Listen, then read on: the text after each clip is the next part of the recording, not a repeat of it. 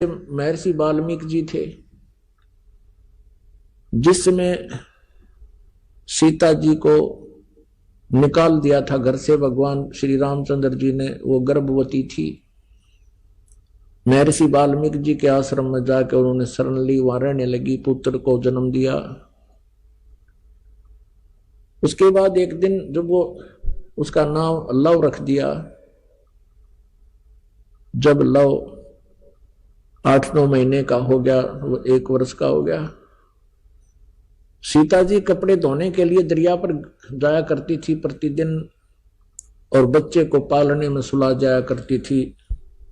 और वाल्मीकि जी से प्रार्थना करके जाती थी, पिताजी बच्चे का ध्यान रखना। कि जा बेटा, मैं ध्यान रखूंगा। एक दिन ऐसा हुआ कि महर्षि जी समाधिस्थ हो गए थे और सीता और बच्चे को वहीं लेटाकर चली गई, ये कहकर के पिताजी ध्यान रखना। कुछ देर के बाद उसको ध्यान में आया कि पिताजी यानी ऋषि जी साधना कर रहे हैं, हो सकता हो उसकी आंखें ना खुले, देर तक समाधिस्थ बने रहें, कहीं पीछे से कोई बच्चे को पशु पक्षी उठा ना ले जाए। ये सोचकर वापस जाकर बच्चे को उठा लाई। वाल्मीकि जी जब समाधि अपनी साधना से उठे, देखा बच्चा है नहीं। अब वाल्मीकि जी ने देखा कि भी लड़की पहले दुखिया बहुत है और बच्चे के अभाव में या टक्कर मार मार कर मर जाएगी, मेरे से देखा नहीं जाएगा। इसलिए अपनी भक्ति शक्ति से उसने डाब के पत्ते तोड़े, कुश के, कुशा बोलते हैं, कुश बोलते हैं डाब को, एक घास होता है। डाब के पत्ते तोड़े, उनको ऐसे मला और अपनी मंत्र शक्ति से और पुत्र एक लड़का बना दिया और वो लेटा दिया वहां पर 1 वर्ष की आयु का। अब सीता वापस आई, उसने पूछा पिताजी ये दूसरा लड़का किसका है? तब ऋषि जी ने देखा कि लड़की तो बच्चे को गोद में लिए हुए है। तब उसने कहा बेटी ये भी तेरा ही है। तब उसने सारी कहानी बताई कि बेटी तू कहकर गई थी कि बच्चे को ध्यान रखना, और प्रतिदिन कह के जाती थी। आज मैं देर से समाधि से उठा तो मैंने सोचा लड़की बच्चे को यहीं लेटा कर गई होगी और बच्चा नहीं है, कोई उठा ले गया होगा पक्षी पशु, और बेटी रोएगी, इसलिए मैंने ये एक पुत्र तेरे लिए और अपनी सबद शक्ति से बना दिया। अब दोनों को पाल। अब सीता ने उन दोनों को पुत्र रूप में पाला, उसका नाम कुश रख दिया। लव और कुश ये 2 पुत्र थे। तो कहने का भाव यह है कि ऐसे चमत्कार जो होते हैं इनको बोलते हैं परिचय, इसको पर्चा बोलते हैं, चमत्कार बोलते हैं। इन चमत्कार मात्रों से इन चमत्कारों मात्र से हम परमात्मा नहीं मान सकते प्रत्येक व्यक्ति को। इसके साथ साथ और बहुत से भी लक्षण होते हैं। पुण्यात्मा, अब हम आपको परमेश्वर कबीर जी के विषय में जानकारी देंगे। इसी के पैरेलल के श्री कृष्ण जी ने मोर ध्वज के पुत्र को जीवित कर दिया।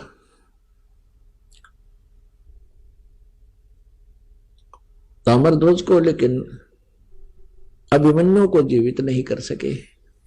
एक सम्मन नाम का मनियार था। मनियार कहते हैं जो चूड़ी बेचा करते गांव गांव में, कांच की चूड़ियां होती थी। गांव गांव में नगर नगर में जाके वो बहनों को, माताओं को चूड़ियां पहनाया करते थे। एक दिन उन्होंने सत्संग सुन लिया परमेश्वर कबीर देव जी का, भगवान का उपदेश ले लिया, कबीर परमेश्वर जी से उपदेश ले लिया था। सम्मन जी के घर में 3 सदस्य थे कुल। स्वयं सम्मन, पुत्र सेऊ, जिसको शिव कहते हैं वैसे सेऊ कहने लगे थे, और उनकी पत्नी का नाम नेक्की था, नेक्की। उपदेश लेकर के, ज्ञान से परिचित होकर के बड़ी श्रद्धा से भगवान की भक्ति किया करते थे। नेकी और सम्मान दोनों चूड़ियां पहनाने का कार्य किया करते थे।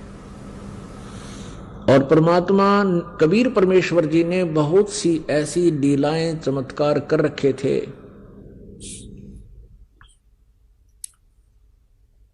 तो वो बताया करते थे, जहां भी चूड़ियां पहनाने जाते थे एक पंथ दो काज किया करते थे। चूड़ियां पहनाने का उड़े के 2-2 घंटे लग जाते, 4-5-10 बहनें आ जाती, उनको सत्संग सुनाया करते थे। उनके हाथ में जैसे धागा लगा हुआ है, वो पूछा करते थे कि ये धागा कैसा बांध रखा है। तो बताते थे कि हमने ऐसे गुरु बना लिया है, हमारे गुरु जी हैं।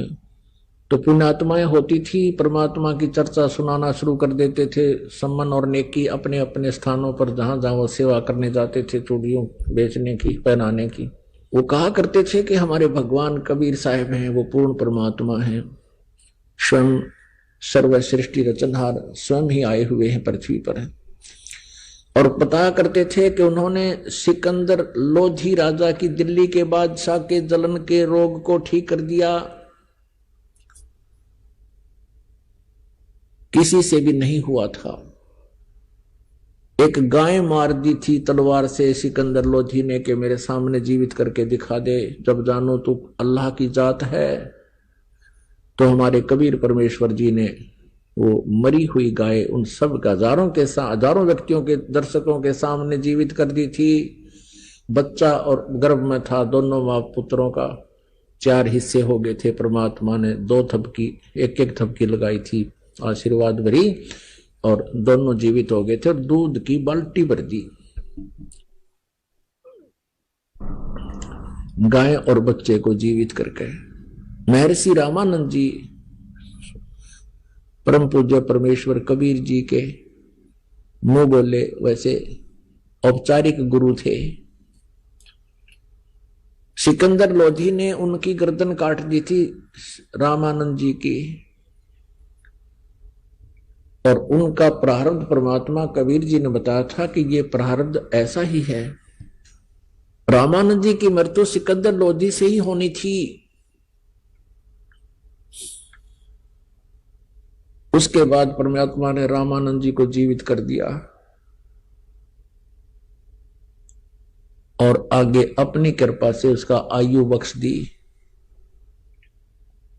ऐसी ऐसी कथाएं सुनाया करते थे। एक शारदा नाम की ब्राह्मणी थी, उसने परमात्मा कबीर जी से उपदेश लिया था। उसका असाध्य रोग जो प्रारब्ध में लिखा था वो ठीक कर दिया। बड़े पहुंचे हुए परमात्मा संत हैं हमारे गुरु जी। ऐसे ऐसे वो कथाएं सुनाया करते थे। अब नगर के लोग, अब क्या होता था कि वो बहनें वो विचार सुन के जाती थी, वो अपने पतियों के सामने बताती थी कि ऐसे ऐसे एक मनियार आया था, एक मनियारी आई थी और ऐसे ऐसे बता रही थी। तो उनके पति कहते थे ये सब झूठ बोलते हैं, ये संत पाखंडी होते हैं, भोली आत्माओं को अपने चुंगल में फंसा रखा है।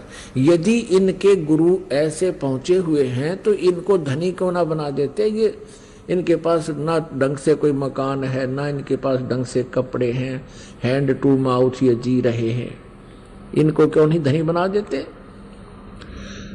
अब बहनें जो वहां ज्ञान सुनकर जाती थी अपने पिता की, अपने पति के इस तर्क से, फिर वो ये भी कहने लग जाती थी। तो ऐसे दूसरी बार वहां चर्चा होती थी उन मनियार और मनियारी के द्वारा, तो वो ये तर्क देते थे कि भी तुम बात तो करते हो बड़ी बड़ी, लेकिन तुम स्वयं भूखे मर रहे हो। कभी तो आटा उधारा ले जाते हो, कभी कुछ उधारा ले जाते हो, तुम्हें क्यों नहीं सेठ बना देता तुम्हारा गुरु। तो वो क्या कहते थे कि हम भगवान से मोक्ष मांगते हैं, हम यहां का धन नहीं मांगते। तो वो कहते हैं मोक्ष तो बाद की बात है, पहले तो रोटी भी तो चाहिए। तो इनके जो के संसार के विचारों में और भगत के विचारों में, जगत के विचारों में, भगत के विचारों में बहुत भिन्नता होती है, और इसी कारण से तालमेल नहीं बनता, विरोध बना रहता है। पुण्यात्माओं, अब परमात्मा की कई लीलाएं बतानी पड़ेंगी इसमें। एक समय एक शेख तकी नाम का सिकंदर लोधी दिल्ली के बादशाह का गुरु था, धार्मिक गुरु था। और जब उसको ये पता चला कि सिकंदर लोधी के जलन का रोग कबीर जी ने ठीक कर दिया, परमेश्वर कबीर जी ने,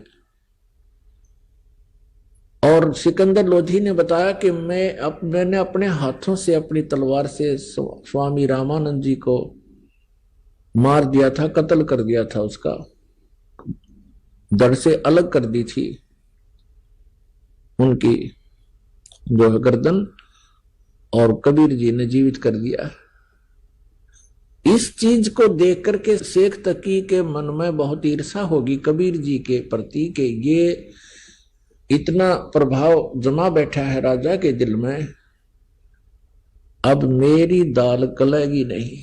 और जब तक मैं कबीर जी को सिकंदर लोधी बादशाह के हृदय से नजरों से नहीं गिरा दूंगा, तब तक मेरी रीवैल्यू नहीं होगी।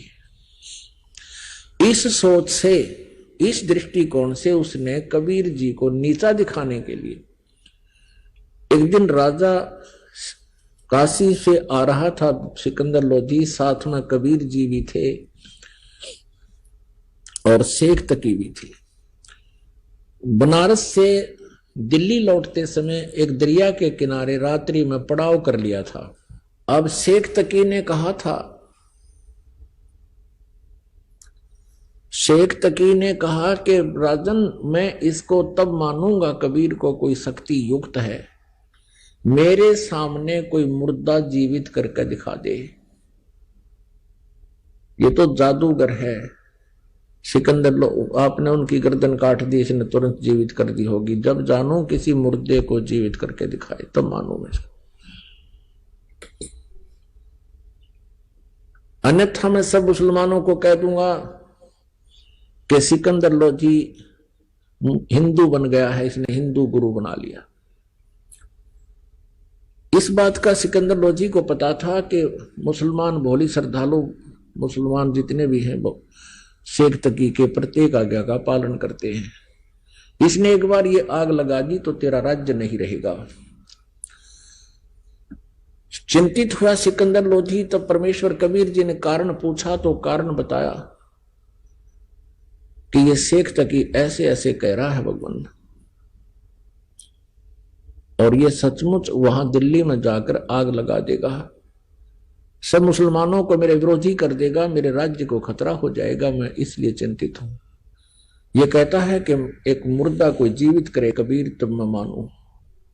कबीर साहब ने कहा कि उसको कह दो कि एक मुर्दा ढूंढ लाओ कोई।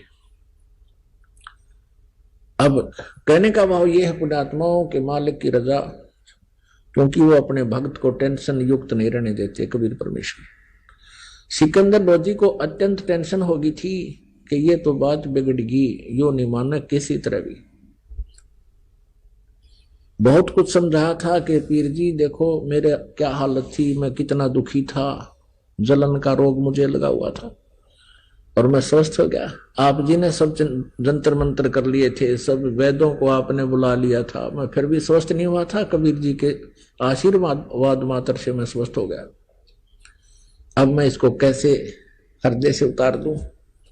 शेख तकी की तो दूनी भौंट सुकड़गी, उनकी त्योड़ी पड़गी। ठीक है तो इसी को मान ले, अपना गुरु मान ले इसको, मैं कह दूंगा मुसलमानों को। अब इतनी टेंशन होगी राजा को कि भाई बात बिगड़गी। तब परमेश्वर ने कहा कि चलो, उसी समय लीला हुई। वो तो कहते सोचल छिद्र मैं करूं अपने जन के काज, ऐसी हुई रजा दाता की कि कुछ कबीले ऐसे हैं वो न तो जमीन में गाड़ते मुर्दे को, न सहा करते, अग्नि में नहीं जलाते। वो क्या करते हैं, वो जल प्रवाह कर देते हैं। एक घास फूस का एक फ्लोटिंग बना करके एक बेड़ा सा तैरने वाला लकड़ियों का सूखा, और उसके ऊपर लिटा देते हैं सुसज्जित कपड़े कुपड़े साफ उनको उड़ाकर, और एक दीपक प्रज्वलित कर देते हैं और दरिया में अपने रीति रिवाज से उसको प्रवाह कर देते। ऐसे जल प्रवाह किया हुआ एक मुर्दा आ रहा था। 12-13 वर्ष की आयु का शरीर था उस बच्चे का। अब सुबह सुबह सभी खड़े थे, कोई नहा रहा था, कोई भोजन बना रहा था। किसी ने देखा कि मुर्दा आ रहा है तो शेख तकी ने कहा कि बुला ले तेरे कबीर को, कर दे मुर्दे को जिंदा। अब कबीर परमेश्वर जी ने कहा कि शेख तकी पहले आप प्रयत्न करो, कहीं बाद में ये कहे कि मैं भी कर देता इसको। शेख तकी ने किए जंतर मंतर, वो मुर्दा चला गया 2-3 फरलांग यानी 1800 फुट डाउन स्ट्रीम में, नीचे को जल बह रहा था उधर को। तब शेख तकी ने कहा कि ये चाहता था कबीर जी कि मेरे सिर से बला टल जाए, मुर्दे कभी जिंदे होते, वो तो कयामत के समय होंगे। तब परमेश्वर कबीर जी ने कहा कि ठीक है।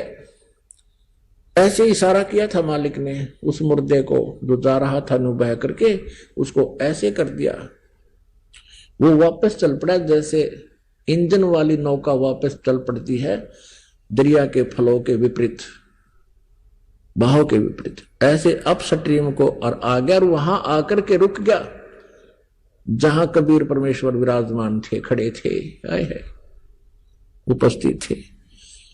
मुर्दा ऐसे ऊपर रुका हुआ है जैसे नौका हो और नीचे से दरिया की तरंगे बह रही है, लहरें। तब परमेश्वर ने कहा कि हे जीवात्मा, कबीर परमेश्वर जी ने कहा कि हे जीव,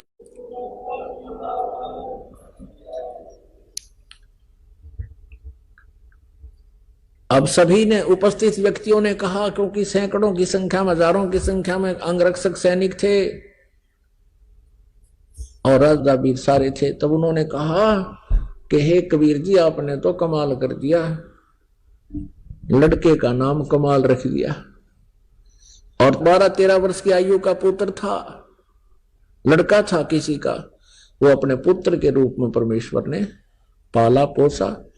उस पुनर्जन्म प्राप्त प्राणी को भक्ति दी, अपने पास रखा पुत्र रूप में। ऐसे ही शेख तकी ने एक दिन कहा, भाई ये तो नहीं बात बनी, ये तो इसका तो जो नजरों से नहीं गिरा राजा के, तो उसने स्कीम बनाई अपने मुसलमानों से, सबसे मिलकर कहा कि भाई ये जादू जंतर करता है और लड़का जो जल प्रवाह कर दिया गया था वो जीवित था, वो सदमे में था, और सदमे वाले कोई जादू जंतर करने वाले जीवित कर ही देते हैं। भाई इसको हम तब मानेंगे ये अल्लाह की जात है, इसमें कोई शक्ति है। मेरी पुत्री जो कब्र में दबा रखी है, शेख तकी पीर की पुत्री, कुछ दिन मरे हो गए थे उसको, और वो कब्र में दबा रखी थी, महीने या 20 दिन या जीते 2 महीने की 6 भी नहीं थी। और कहने लगा जब जानो मैं इसको, मेरी बेटी को जीवित करके दिखा दे। फिर वही समस्या पैदा करती। सिकंदर लोधी फिर टेंशन में। कबीर परमेश्वर ने कहा कि टेंशन ना करो राजन, कह दो इसको, शेख तकी को कह दो कि मुनादी करवा दे, आसपास अनाउंसमेंट करवा दे कि आज से तीसरे दिन वो लड़की जीवित की जाएगी जो कब्र में दबी हुई। सब जगह डंडोरा मुनिवाद करवा दी, डंडोरा पटवा दिया, मुनादी करवा दी, अनाउंसमेंट करवा दी। कई हजार व्यक्ति आकर इकट्ठे हो गए उस निश्चित दिन को। कब्र फुड़वा दी, बच्चे का शरीर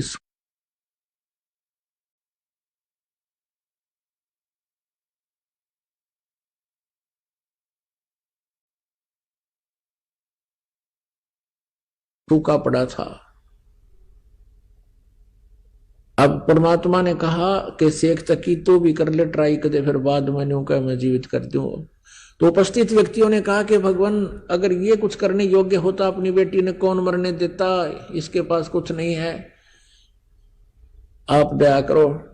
तब परमेश्वर ने कहा कि हे शेख तकी की लड़की तू जीवित हो जा। वो जीवित नहीं हुई। दोबारा फिर कहा परमात्मा ने कि शेख तकी की लड़की जीवित हो जा, नहीं हुई। तीसरी बार फिर कहा, नहीं जीवित हुई। अब शेख तकी ने भंगड़ा पा दिया, नाचर कूद, क्या देखा, ढोंगी का ढोंग पकड़ा गया। अब कर देना जीवित, अब कर देना जीवित। अब उस शेख तकी पाप आत्मा को अपनी पुत्री के जीवित न होने का गम नहीं था और परमात्मा की पराजय की खुशी मना रहा था।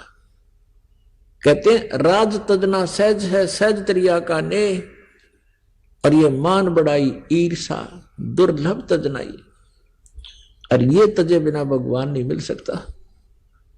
तब परमात्मा ने क्या कहा कबीर जी ने कि हे जीवात्मा जहां भी है तू, कबीर हुक्म से वापस आ जा और इस बच्ची के शव में प्रवेश कर और जीवित होके बाहर आ जा।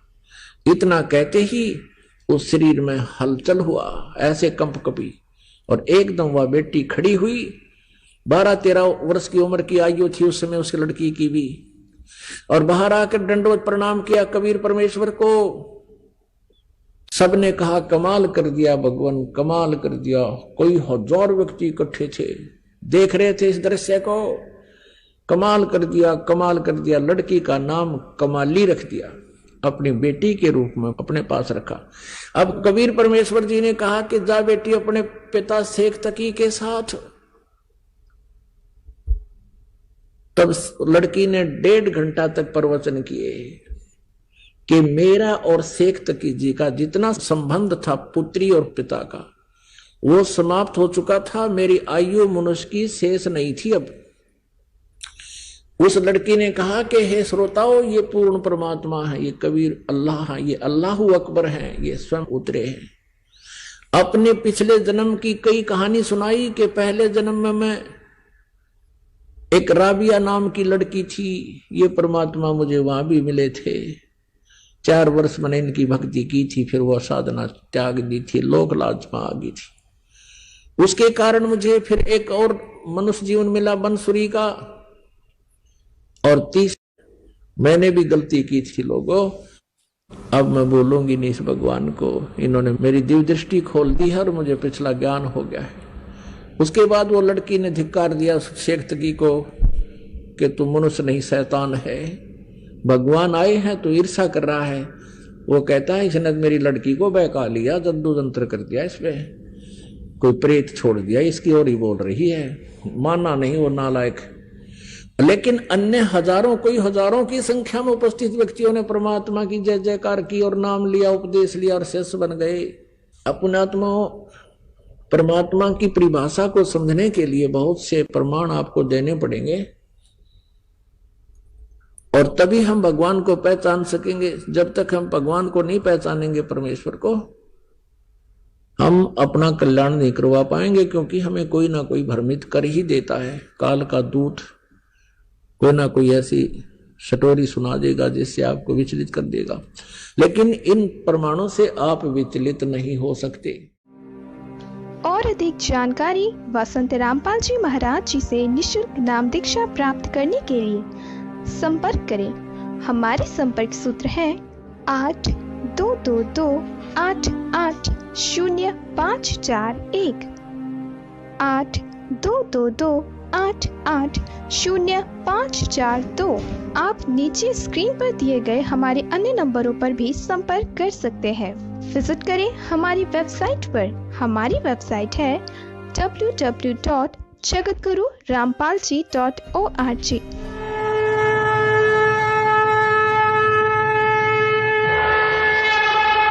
हमसे जुड़े रहने के लिए हमारे YouTube चैनल को सब्सक्राइब करें और नई वीडियो की नोटिफिकेशन के लिए बेल आइकॉन को दबाएं। अगर आप ये वीडियो Facebook पर देख रहे हैं तो लाइक जरूर करें और ज्यादा से ज्यादा शेयर करें। धन्यवाद।